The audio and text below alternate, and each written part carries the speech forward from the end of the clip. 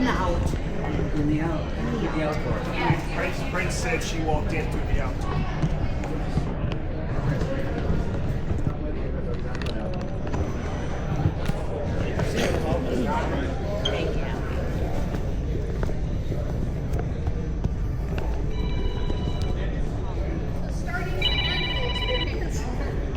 Hello. Experience ads for our guests with the current model year. Yes, sir. How's it going? Oh yeah, you can photos or anything we look at. Yes, sir. They ended up letting me in, but it was not scanning to let me back in. And then once I did get in, it was not scanning to purchase anything out there. Q&A, and then if there's something you want to get like more specific pictures of, you guys are free to roam afterwards. I don't know. I didn't know if it got wet or when I took a shower. Or... Let me know, and I'll make sure that I will. Yes, I eventually ended up getting in. Motorcycle specialist. So if you have technical questions about life engineering, I'm not the person for it. But I can talk about personal stories and experience in the museum, history of the museum, that kind of thing. But I can't tell you much about the engineering. I'm here at the tour as well. But it's a I'm here with the tour. We just started the tour going backwards. display the archival collection of the Harley Davidson motorcycles. So the motor- Not yet. It was yesterday that happened. 1919, Yes. They started saving not only motorcycles, but marketing material and clothing and photographs. We had a photographer in the 19 teens. So we've got this incredible collection of black and Perfect. white. Thank you, sir. Bye-bye. Yeah, and so a lot of the bikes we have on view are straight off the production line. You'll see odometer readings of 4 or 5 miles. It's pretty amazing. It's an amazing collection. And then every year we show off new product in here in the Experience Gallery or sit on. It's a great opportunity for guests to be able to sit on motorcycles without the sales pressure. For people who have never been on a bike or aren't familiar with motorcycles, it's kind of I might have misheard. Did you mention when the museum opened? Oh no, the museum opened in 2008. So this is the site of the museum was found. You know, there was a big curtain on this side.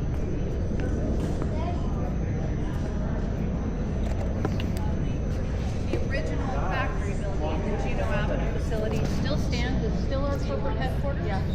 It's over on Juneau Avenue, about a mile and a half away. We still have a presence there. And this weekend there's the historical tours there too. So that's where Davidson Park is. If you haven't done the historical tour, I really would recommend it. Yep, that's the original. Yep, the original factory building. Yeah, so they were built through the 19 teens, completed in the early 1920s, and that's a registered historical site. But the site is still there. Last year we opened Davidson Park, which is we took this really terrible parking lot and created this really beautiful park. So there's programming there now. So it's a great facility. Exactly. Everything. So great photography from that site.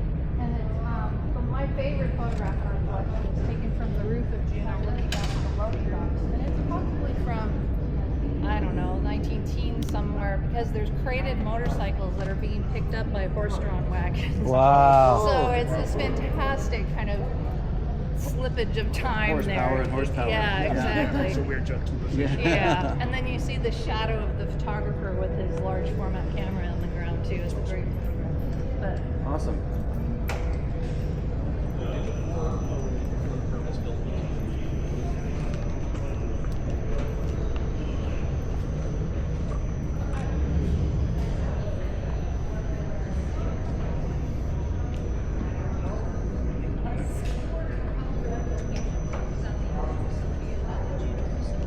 but it wasn't, I don't think, open to a lot of companies used it for like dealer meetings, and dealers would come and see it and stuff. This is an exhibit that talks, that presents the art and design history of the company, because art, design, and engineering have been closely intertwined in the whole history of this company, right? So from the very beginning. And what I wanted to do here is show that with some historical examples and then some contemporary examples. So we start with Bill Harley, the first engineer, right? One of the 4 founders, William S. Harley. Gentlemen. Yep, and who, as an engineer, he didn't leave a lot of writing, he left a lot of drawings, right, the patent applications and all of that. But he was also a member of the Milwaukee Sketch Club. So he was a hunter, a fisherman.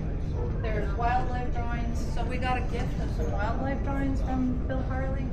And so that was actually the start of this whole exhibit. It's hard to go backwards. Yeah, yeah.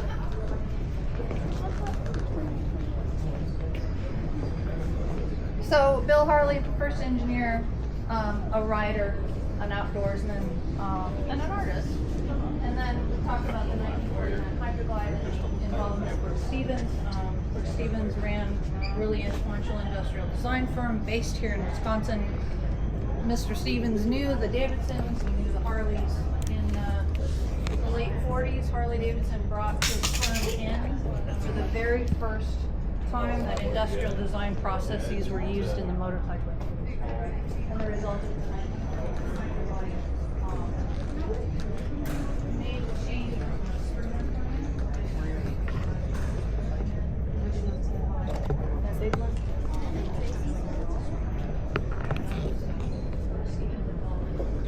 Willie G, important figure within Harley-Davidson history, grandson of one of the founders.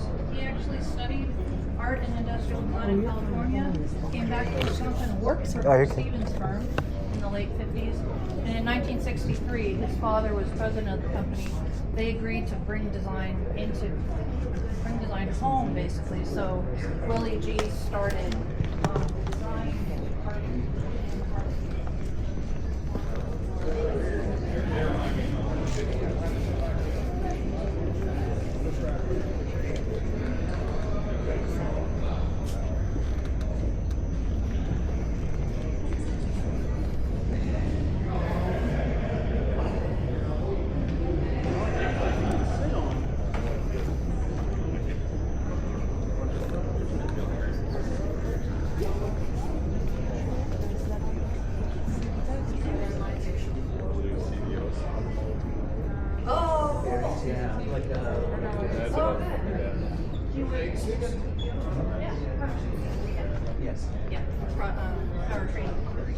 and that's another great place to go. Something that the design team still uses very heavily is Clay. Seems really weird. They do VR design, they use pencil and paper, they use AutoCAD, they also use Clay. They talk about wanting to have the physical thing in front of you to get the emotional response to the form. And Clay is something that they can adjust and adapt in person. You can have the clay model in front of you, and as the designers are talking about it, you can make changes right there. So in 2023, the company invested in Clay big time. They purchased an industrial milling machine. You can see the photograph of it. It's in the background there. What this does is speed up the process of working with the clay. There's still artisans that do the hand work.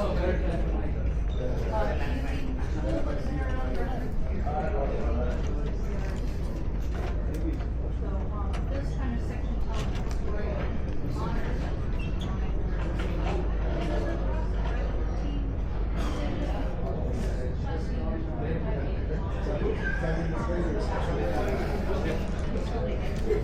a lot of iteration in that process, and it's a team. It's not one person.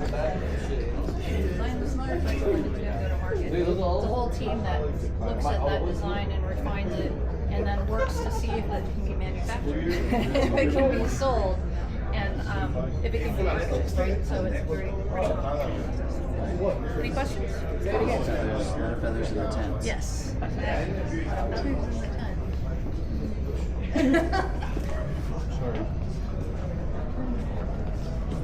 So then we have a hands-on section too. So if you have time, come and make it time. It's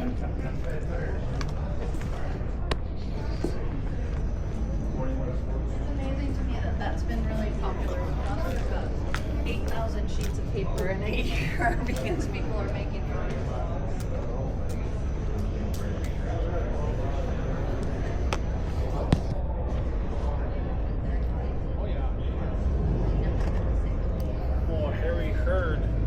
Kathy Hurd's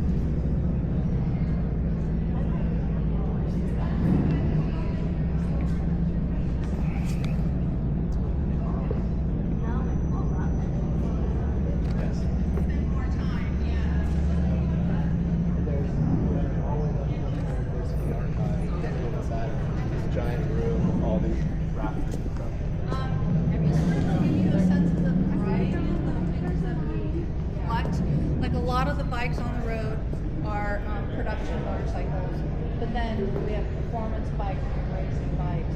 We have replicas. The bike in the air out there is a replica.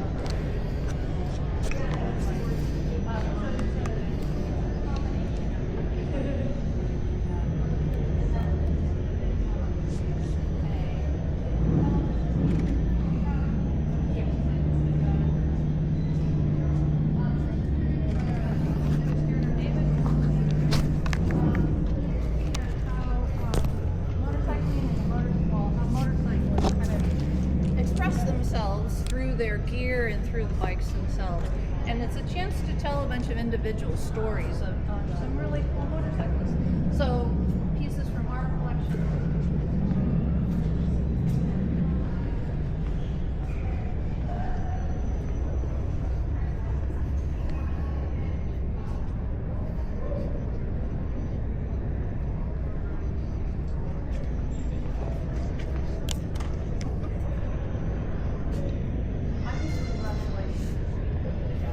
This area we partnered with the Milwaukee Institute of Art and Design and their students.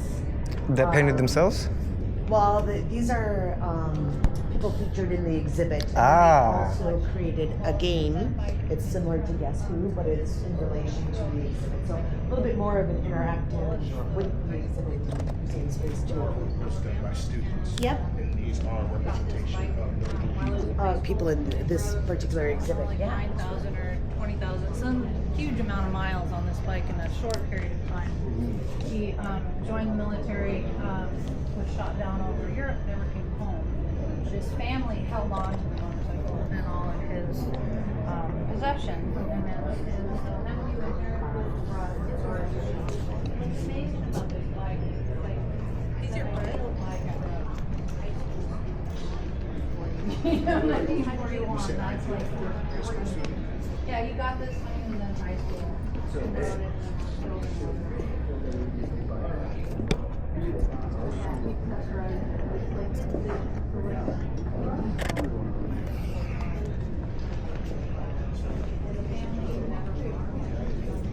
Where's she at? Down right there. You know, we haven't used stories like that. These bikes mean so much to people, and they become part of family history, and they get passed down through families and stuff. And this is just a really beautiful bike. And then, of course, we have the 1956 KH that belonged to Elvis Presley.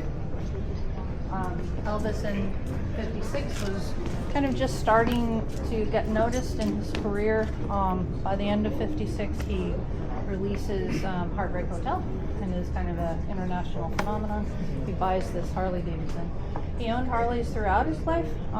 Actually, Graceland has a fleet of Harley Davidson golf cars that he and his family used to get around the property. But he owned many bikes throughout his lifetime. We do have the paperwork for this bike, the insurance paperwork and the purchase paperwork. See how much he got it on a payment. Wow.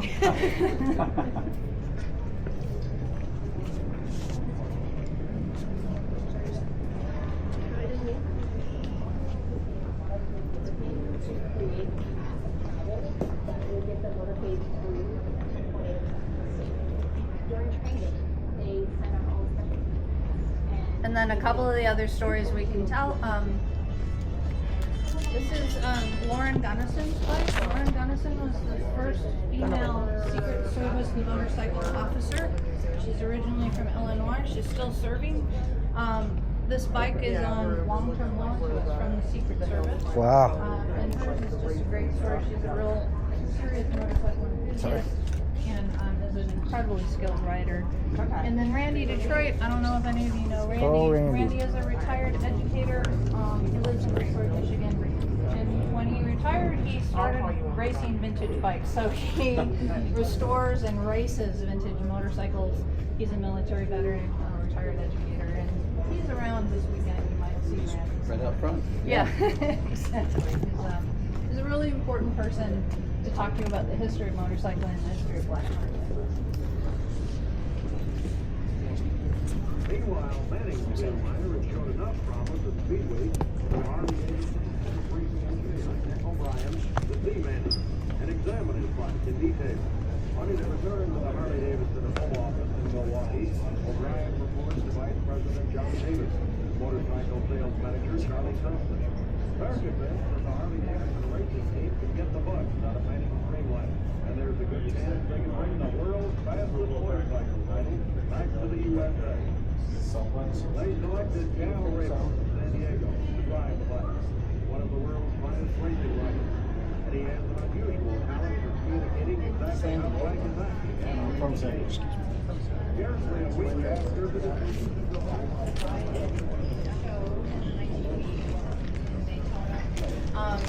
She had a custom bike, which we have upstairs. It's not on display, but she also had this very custom riding outfit. This is her vest with the fox collar, fox face on it. Her pants were like snakeskin pants and snakeskin boots. It was like she had quite a vision as a rider. But this is just an opportunity to share a lot of different stories, some from our collection, some from, loan. We don't own Randy's bike, it's on loan. There's a couple of others in the show that we own. So, okay. We're going The acquisition process is that one.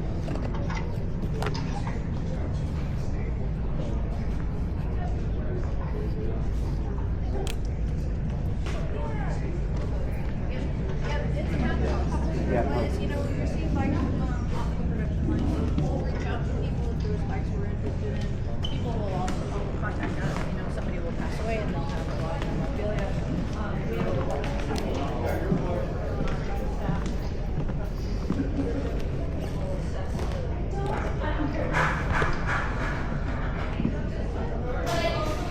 We're not like a general motorcycle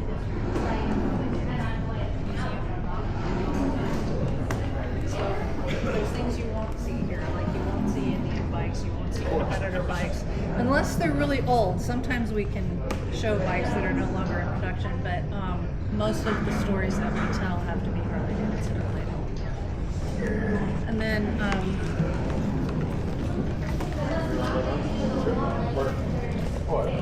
historic gallery. So upstairs we start the story with the founding of the company in 1903 and go through World War II, and then down here we continue from the late 40s all the way through the buyback area. And you get things like the development of the Sportster, the purchase of the Tomahawk fiberglass facility in the 60s. So for a while we were boat makers and we made golf cars, and then you can see the diversification that's happening in the 60s, reaching out to other audience with the topper, the lightweights for the lake race, trying to have some competition for the European market. The European market. The marketing is very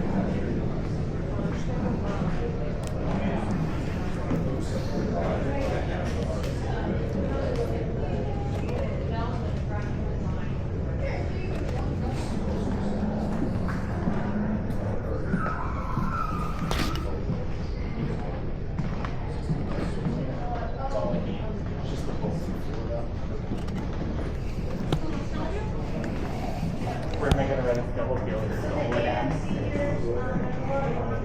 mean, I could take it to the beach. That would actually be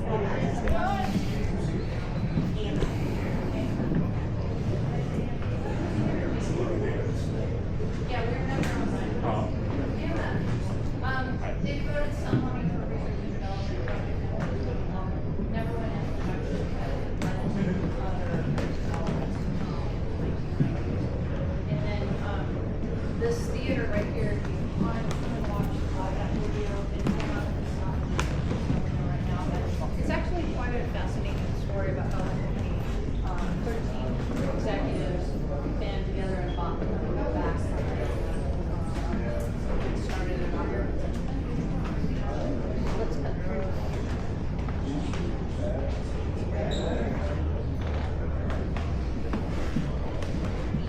And again, you guys are more than welcome to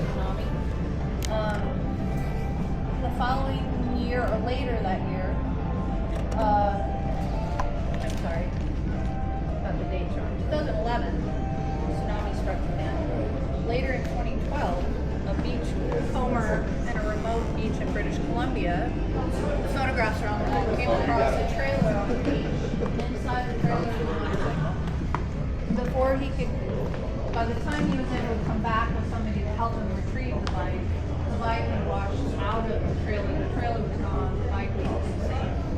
Dang. Not to this bike. We were able to trace the ownership of the bike to someone in Japan. And he had lost family and friends in the tsunami and did not want the bike back. And so the bike made its way to us. And we've decided to display it as a memorial, but also as an indication of the international kind of connections, international community that exists around Harley Davidson. A group from a hog chapter from Osaka visited after the display opened and brought this kind of memorial paper hanging piece over here. We keep the bike on view. It's going to keep disintegrating, obviously, after that much exposure to salt water and sand. It's never going to be restored. So we think of it as a really important kind of reminder of, I don't know, the connections between people around the world. As it was found. Huh? As it was found. It's worse now than it was when it was found. It's been about 15 years, 14 years. Yeah, it's just going to continue to disintegrate because of the exposure to the salt water and the sand. There's just no way to restore it. So it's here. Yeah, we could actually. We All those took calcium photos. things weren't there in the wintertime. Probably not. They Yeah, it's continuing to disintegrate. Basically. All that? Yeah. That was not there in the wintertime when we were here for Mama Tried. Yeah. So we've got photographs of it Crazy. through time as it's been degrading. Yeah. So is it like kept where there's no air to get in it for? No, it's not like a airproof kind of sealed case. It's just no, it's just protected from the elements, from dust and from when it falls apart. I'm not sure what we're not sure. We got to start thinking about that. But it is just it'll continue to degrade basically. So cool. Yeah, it's really amazing story. So you're saying it started? Yeah, the tsunami hit in Japan and washed a bunch of things out to sea. But what was it doing in the trailer? Yeah, because that's the other question.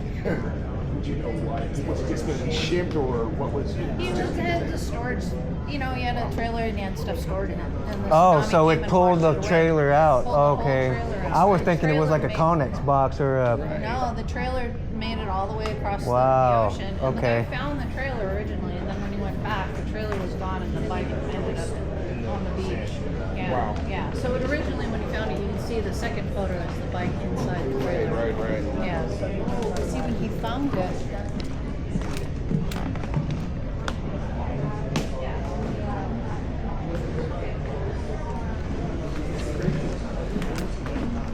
Wow. It looks like he came back over there like a week later. Yeah, right. Half of it's in the sand.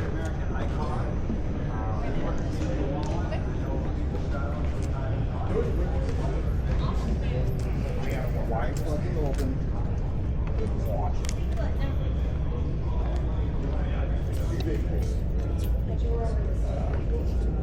You know Jay? Do you know Jay? I don't. She's a homie. She's good. Yeah. She's in Massachusetts. Oh, nice.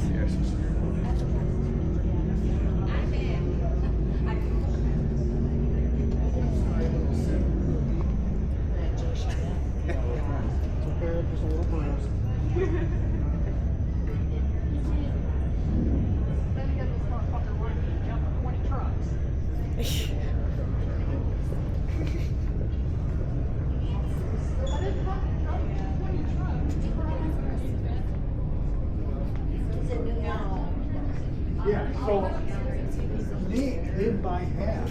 Yeah. In my bag, when we got to Fond du Lac.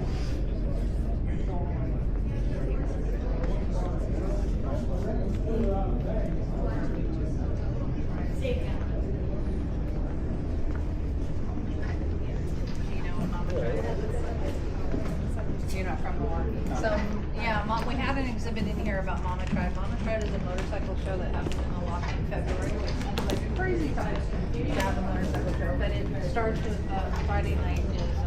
Is everyone okay with stairs? I don't know, like.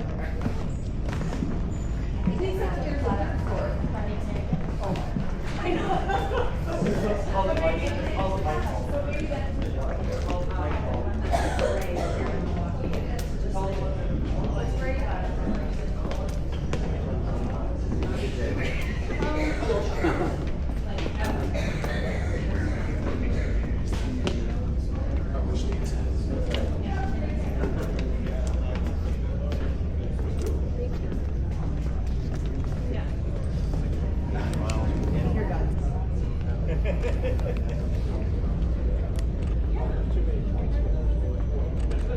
So now do you think we'll just go start it at the beginning with the rest of the tours and we have gone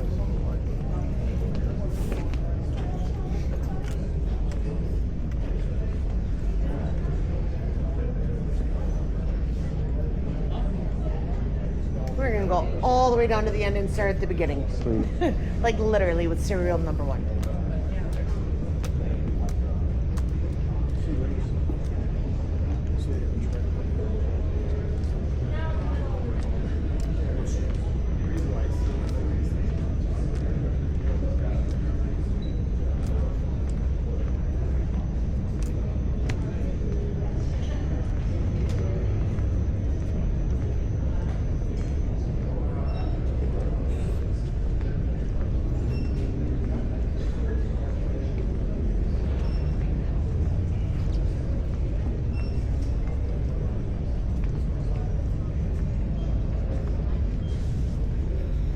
So, if you were doing a normal tour, you would start here at the entrance. You can see from some of the earliest years of motorcycles that we've created, they kind of move chronologically here and then continue downstairs, which we've already seen. But in this gallery, we feature a motorcycle that's known as Serial 1. This is the oldest Harley Davidson in existence. It would not have existed in this form. It's got an engine and a frame from different years. It's been reconfigured a couple times, but it's called Serial 1 because in the 1990s, when they were restoring or conserving the bike, took it all apart, cleaning the parts. Some of the parts are stamped with serial number 1, which means they were some of the first parts made. So even though it's not in the form that would have originally been created, it includes some of the oldest parts that we know of. So it is really, we call it the oldest Harley Davidson in existence, right? So Serial 1.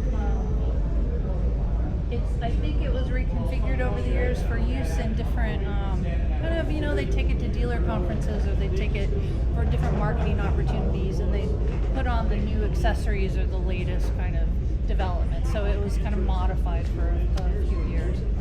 But it's still a pretty impressive bike. Yeah, my good.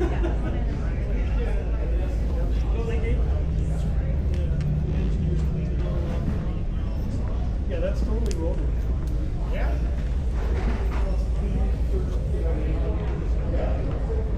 First one is the first one. Oh, I'm sorry. sorry. I don't know if she touched them. Like the 10 by 15. Oh, I think Here is the size of the original shed. It's probably touched up the paint a little bit, huh? Yeah, he was just no, it was like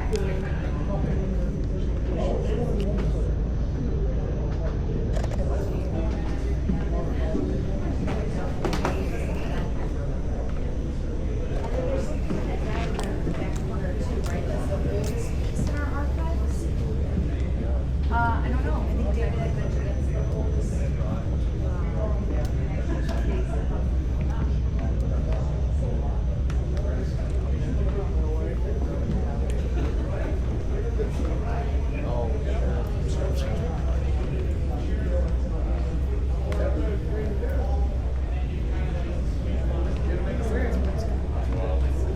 Say that again. Oh, really?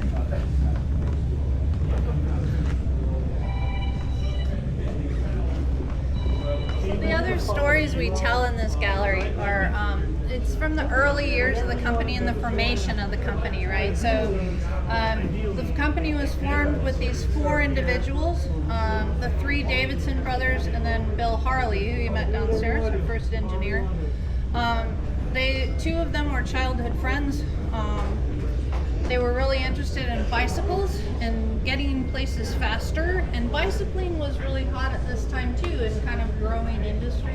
So they started experimenting with bicycles and getting an engine on a bicycle so they could get places faster. When they formed the company in 1903, Milwaukee was a kind of industrial center, or a growing, very busy kind of industrial center. They called it the tool shop of the world, right? So there was foundries, there was tanning shops, there were other businesses like Evinrude, the marine engine company. There were, Briggs and Stratton. These other companies were growing here too, but Harley-Davidson came out of that kind of growing industrial sense. Just because of where Milwaukee's located on the lakes and the rivers, it was just a very kind of productive time in the city. When they formed the company, they started first by building in the backyard of the Davidson family home. They worked in a shed, I think Candace already pointed out. The lights on the floor, 10 by 15 feet, that's the size of the original shed. So they were working on engines and motorcycles in that much space. And I'm not sure how 4 guys could work on the motorcycles in that. Well, maybe they didn't all in there together, I don't know. But by 1906, when they formed the company in 1903, by 1906 they got their first factory building. They built their first wood factory building across the street from the Davidson family home. And then from there, through the early 20s, it was just like building constantly and expanding. And they expanded incredibly fast. So by the 1920s, that and their sales had grown from a couple of motorcycles to thousands in a period of less than 20 years, right? So really, really fast growth. It's a brand new industry. So the other thing they had to do was teach people how to sell their motorcycles, right? So if we come into here.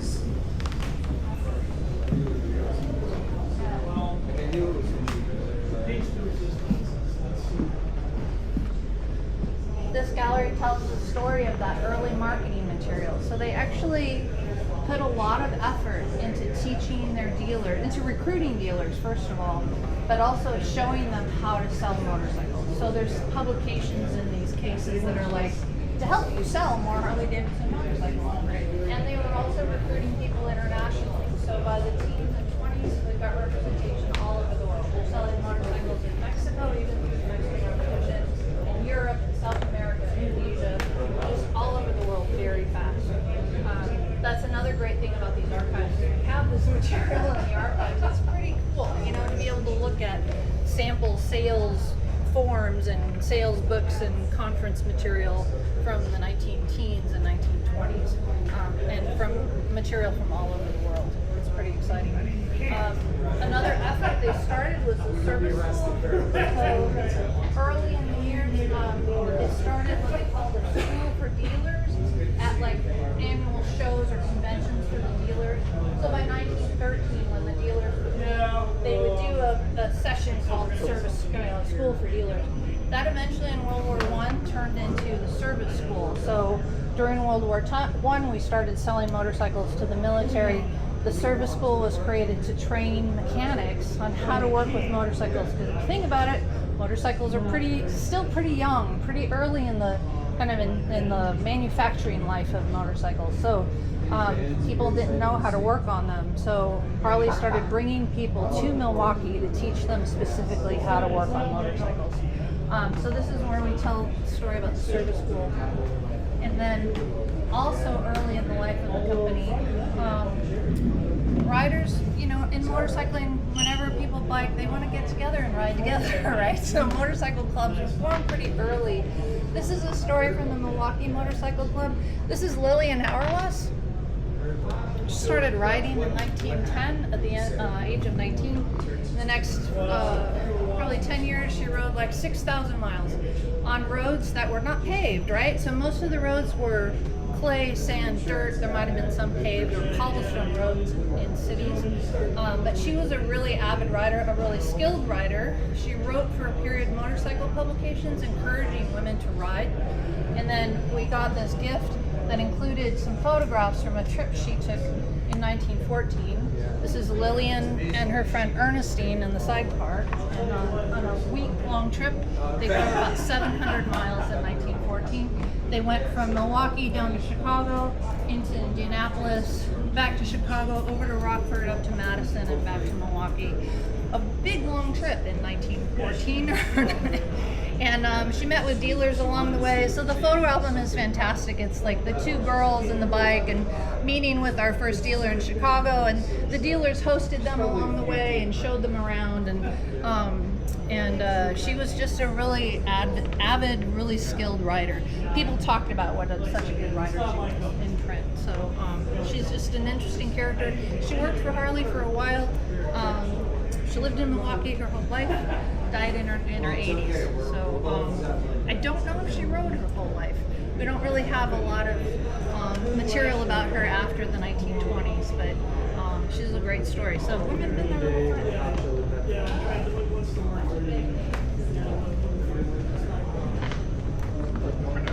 long time. Power Wash. But that's, yeah, last year was, which I thought was pretty good. Yeah, they're getting off.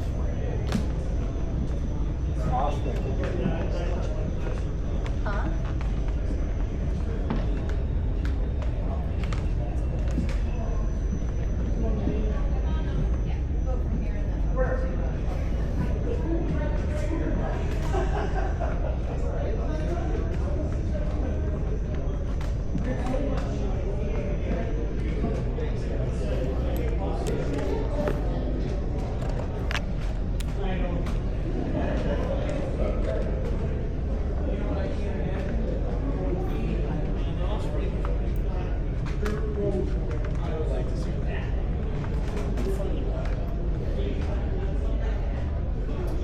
I learned the other day that Davidson actually has this. And Will Davidson has one.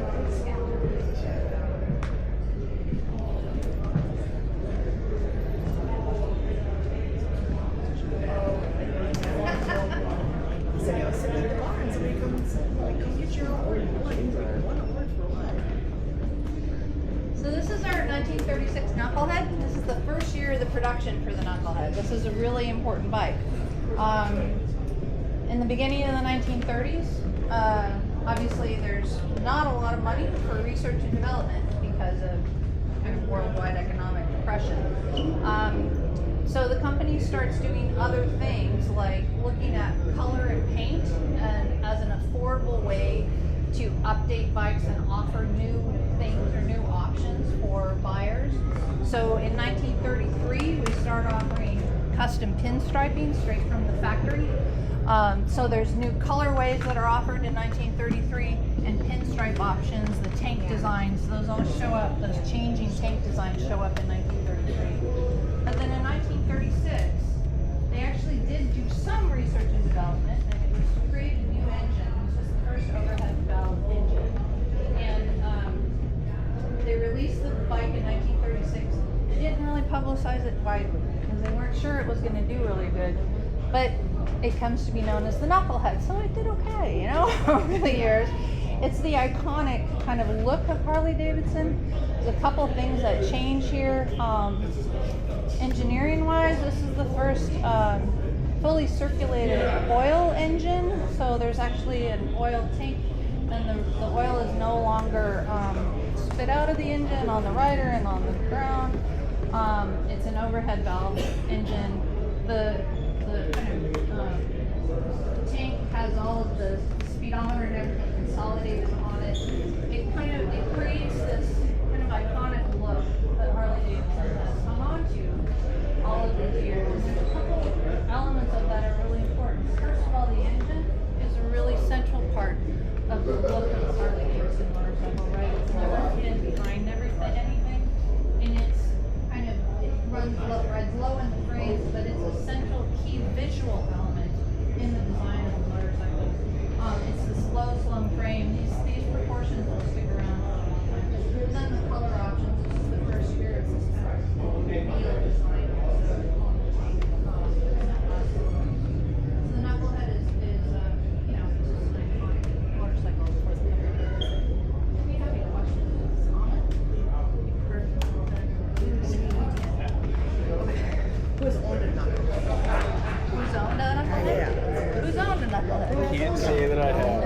I've ridden one. Right. And the other thing the company did in the 30s was start creating the Servicar. This is a commercial vehicle. Its audience was intended to be commercial clients, intended to be delivery vehicles. The Servicar was in production for an incredibly long time. It was produced into the 1970s. So an incredibly popular vehicle, came in some different configurations. This one is amazing. Plymouth Dodge.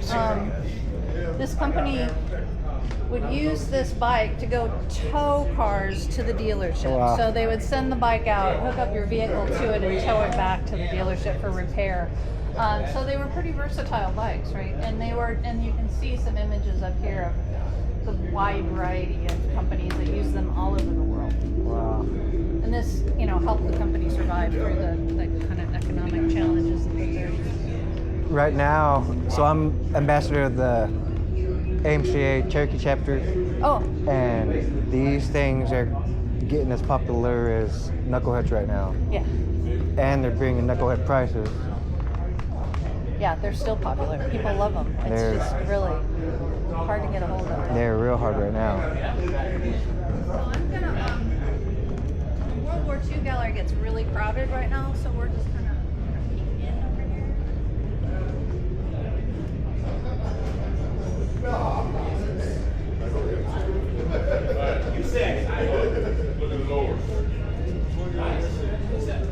And I do want to get you guys up to bike storage.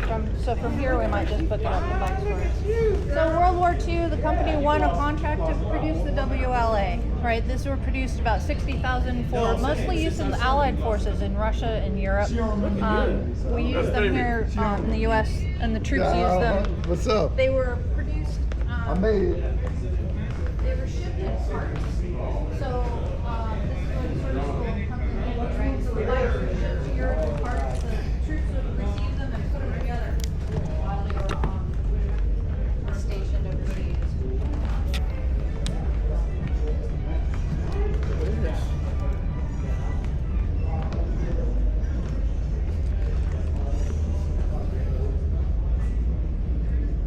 We also competed for other contracts and with the Army, but the WLA is the one that we won.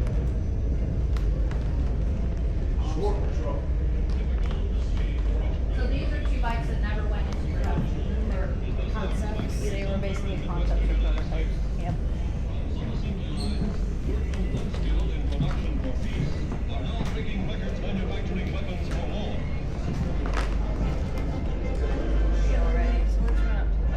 Okay.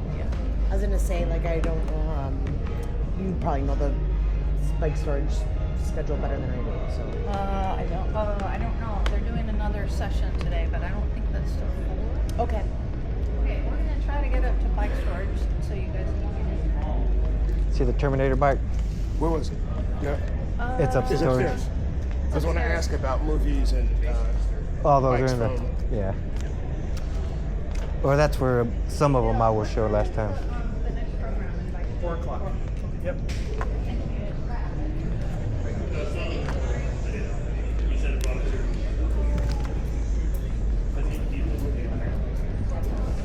So this is a selection of tank designs throughout the history of Harley Davidson. These are not actually period tanks; these are contemporary half tanks, but the designs themselves are original to the concept. So it's kind of nice. People always come through and be like, "Oh, I had that one." It's fine for me, right? Yeah, he was.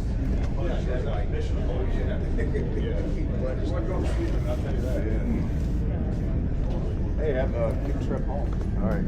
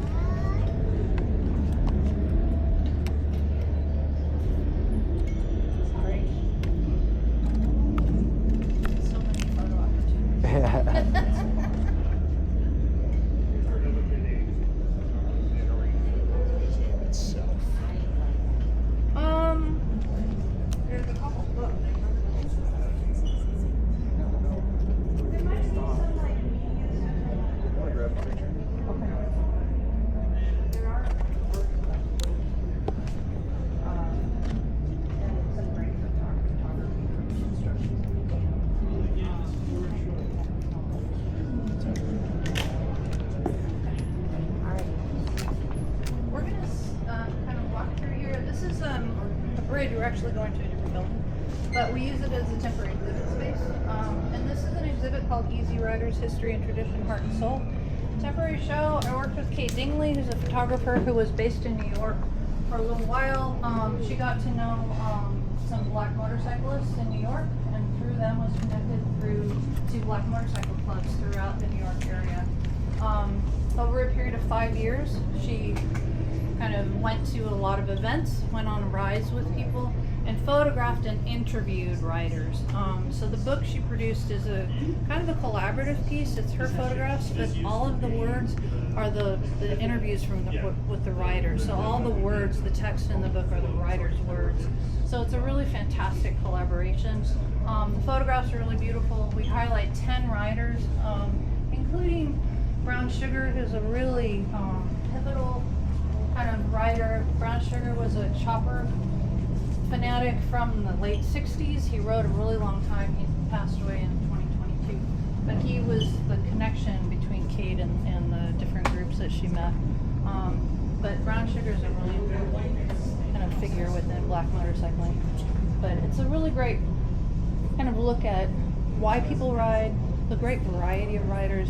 Church Lady didn't start riding until she was in her 60s. Blaze is a New York firefighter who was a 9/11 first responder. There's NYPD represented here. There's just, Shifty is a president of an all-women riding club. It's just a huge variety of riders. There are stories about what brought people to riding and why they did it. King Midas is a veteran, a Iraq vet.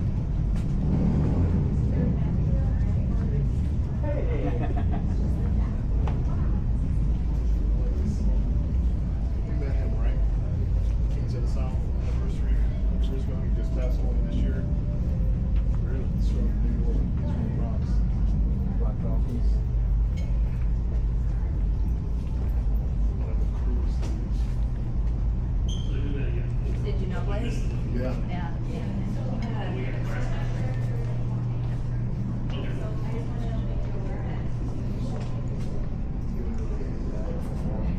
Why don't they go out and away? Thank you. So to get to the first floor, feel free Sorry, to. my brother JJ. Oh, He's sorry. Ethan. My bad, sorry. Everyone else can join too. I need myself. Everyone. Oh, you're part of the tour. Oh. Yeah, this is my group right here. Okay. Why don't you guys come over here? For the non-people who are on the tour, first floor, you go down that hallway, and then there's this one wall elevator, and then behind that is some stairs you can take downstairs. Sorry. Hey. You've been here all day. Not really. I did bring it one. Oh, good. So, no worries. So what we've done is just leave the museum building and come to the archives building. You don't know, we just went across a bridge. And what we're gonna do is go to the third floor, which is known as the bike vault or motorcycle storage.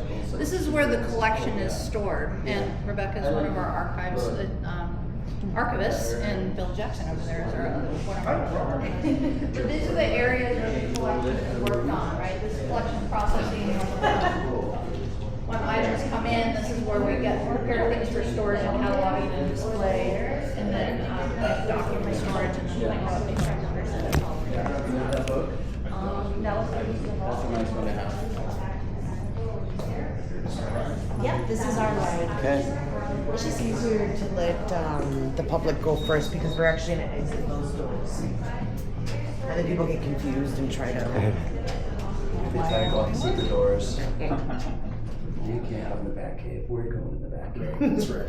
Yeah, so when these doors open, you'll want your cameras. So this is motorcycle storage.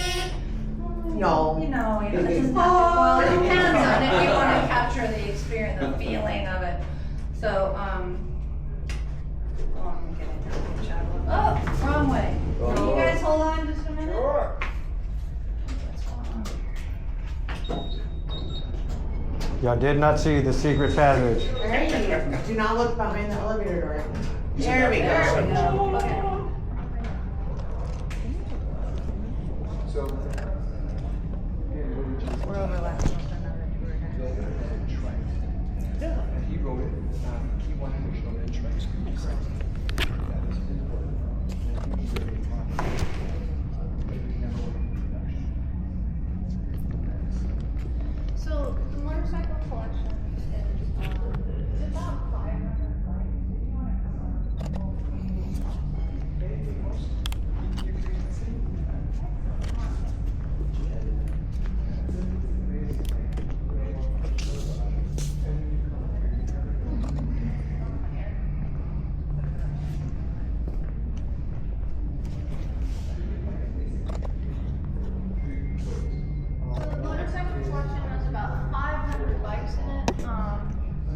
stocked at, most of them are production bikes. Dang, I didn't know they had a Sturgis and an Evo. Racing bikes, about 500 selection total, about 130 on view. So these are the bikes, you know, when they're not on view, this is where they're stored. It's a mixture of personal bikes, production bikes, prototypes, racing bikes, also drag bikes. Seen a couple of bikes on the wall, it's Van Zandt is a personal bike. New things around here, so I want to see if I like the stories anymore. Would you do me a favor, AJ? Mm-hmm. Shoot a photo of get Ellen and I right there. Would you do that? Mm-hmm. Thank you. Yeah. Maybe we're closer. We're probably closer. Here? Yeah, I think so. Nobody wants to see that. Thank you. Yeah, that's Looks like he knows what he's doing. He knows what he's doing. That's even better. I know who to ask. That's the other guy with the camera. Thank you. So a couple of different things to point out. Is this a first year wide glide? No, this is Malcolm Ford's bike. Oh, wow. Yeah, this is, so downstairs in this is me exhibit, there's the vest, the Capitalist Tools vest that whenever he would ride with people, that was the name Wow. of his, so, and this is his bike. Wow.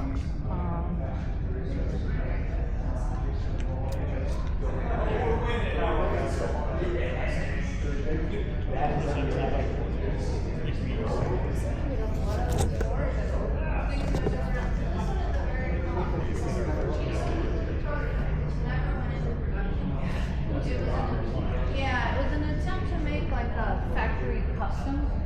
And, you know, somebody proposed the idea, they made a prototype of it, and it never went beyond that. And what is it called? The Chica. Oh, wow. Whoa, did I screw up It, somehow? it almost looks like the rocker.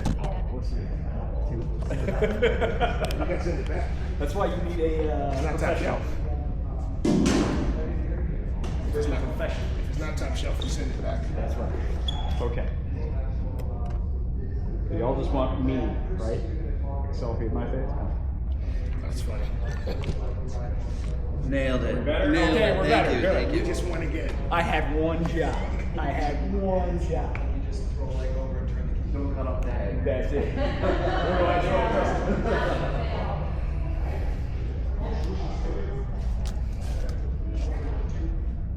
So all of these bikes have stories, right? You know, some of the production bikes are pretty straightforward, but and of course they've been moved around, so I don't know them all. This one is actually a drag bike. The engineering on it is very unusual. This was a Harley Davidson engineer that while he was in grad school, this was his master's thesis project to design and build this bike. And as you can see, the front of the bike and the rear of the bike move independently of each other. So he actually raced this. So as his graduate student project, he So it designed does it, this? built it, I think so, and raced it. It's a dragster. And then this bike up here is also a drag bike at the very top. Wow. I don't know the details of it, but when it was raced, it won every race that raced the year.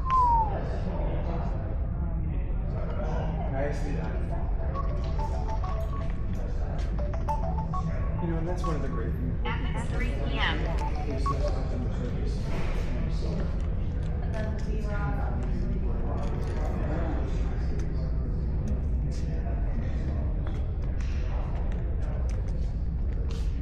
And it is 3 o'clock, so we should probably wrap up. No, it's, oh, yeah, okay. Is that the Terminator bike? That is the Terminator bike, I was gonna say. Which one's that? This one here? Yeah. This one up here. I saw it last time behind while it was in the cage. Save the girl. Get to the job. We've also got somewhere, probably it's not on view, a Captain America bike that was used in the Captain America film. It's Oh, cool. actually a contemporary bike that was reworked to look like a 1940s Ah. bike. So, Really? Huh? Really? It was Yeah. contemporary, it wasn't an old. Yeah, it's a pretty cool Because story. Scotty Stopnick's Knucklehead was one of the backups for them. But it's an actual Knucklehead, but they didn't use it in the movie, so they did some replicas. They did a So they would replica run. using a contemporary So they bike. would run. It's really cool. That's important. That's important. Yeah, and not Can't leave Captain America stranded on the highway. Yeah. You can't fly. Yeah. Knuckle broke down again.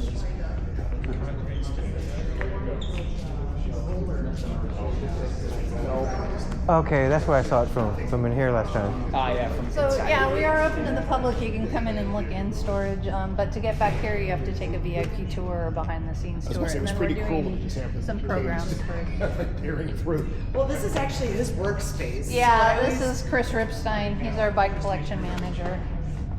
So this is his daily office, and so there's constant, and he used to have a sign that said, "Do not feed the archive." Archivist, right? There are worse places to work, right? No. Yeah. Yeah. I'm sure, yeah. So literally, one morning, I was coming around the corner, going back to my office from lunch, and I turned the corner too fast, and I actually ran into the Captain America bike. I could have sat on it or looked like Chris Evans, but I don't think that happens. So, but yeah, you never knew when I mean, literally, they were parking bikes in cubicles at the corporate offices. Yeah, Mick, you can't say you sat on a Captain America bike. That's not. No. I almost fell onto it though. So. We're gonna have to do that.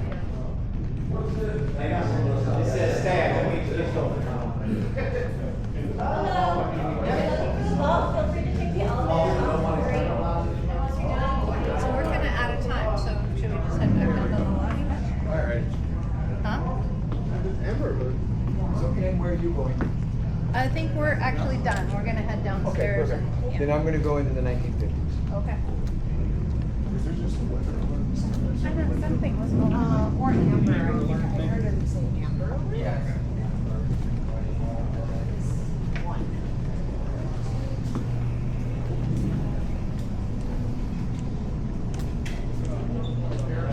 Oh, wait up, fast. I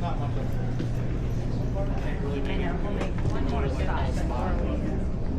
We'll make one more stop and then we'll go out of where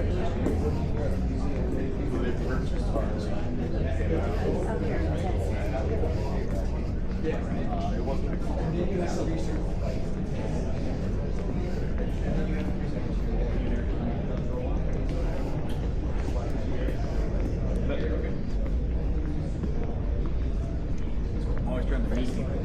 Yeah. This is the gallery we call the Clubs in Competition Gallery. It's where we tell stories about the formation of motorcycle clubs and competition because they're closely related.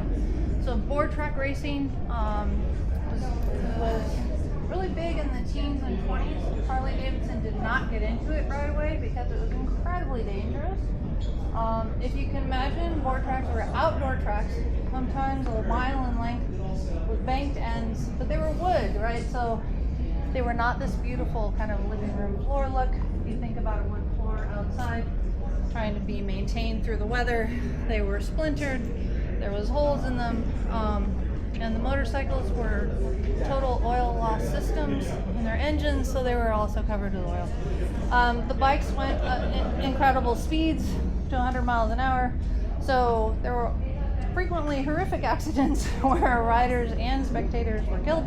So Harley held off for a long time. They did not want to be involved. They finally got involved because when people won the races, they sold motorcycles. So this saying of win on Sunday, sell on Monday became a thing.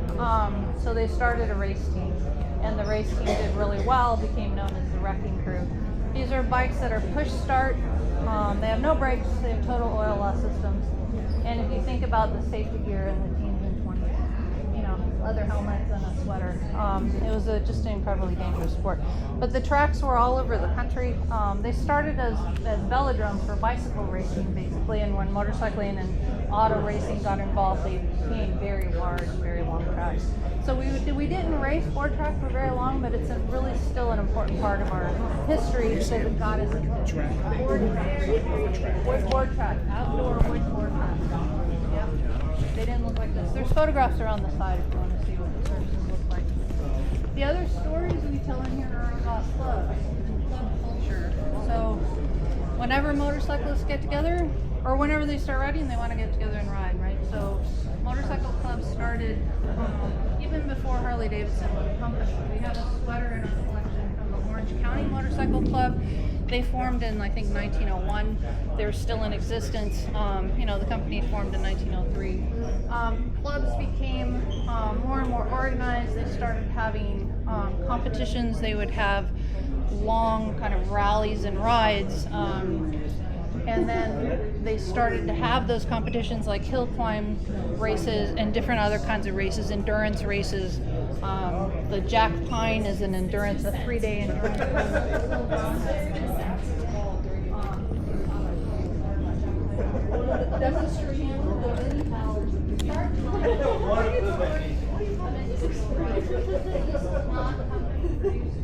These are all clothing from individual riders. So the club started, kind of personalizing it. They would have competitions of like best dressed riders, the best dressed club, the most skilled club, that kind of thing. Well, the craziest picture I've ever This is seen. where we introduced the motormaids. Motormaids are the longest running women's motorcycling group that's still in existence. These ladies ride big distances. They were formed in 1942 when 2 women decided to find out how many women riders they could find. They went around the country, signed up 52 riders, and got their AMA charter. So they're still in existence. Dot Robinson and Linda Dugo are the 2 women that started the club. So it's just, club culture is still strong. I don't know if everyone does the uniform thing anymore. Maybe that's more of an individual thing. But it is really fantastic to have these photographs, the photographs of these different clubs and meets and stuff. Does anybody have any questions? Is there anything we didn't cover that you want to see before we wrap up? It's pretty comprehensive. Thank you. You're welcome. Thank you. Yeah. Well, let's head over to the entrance. We can, I'll point out the engine room, but I won't take you in there yet. I'll leave that up to you. And then, wander around, or do you guys want to just wander on your own?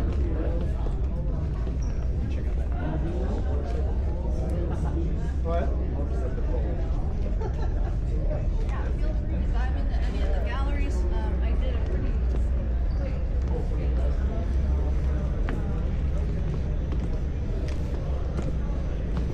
A lot of bikes to get a better view.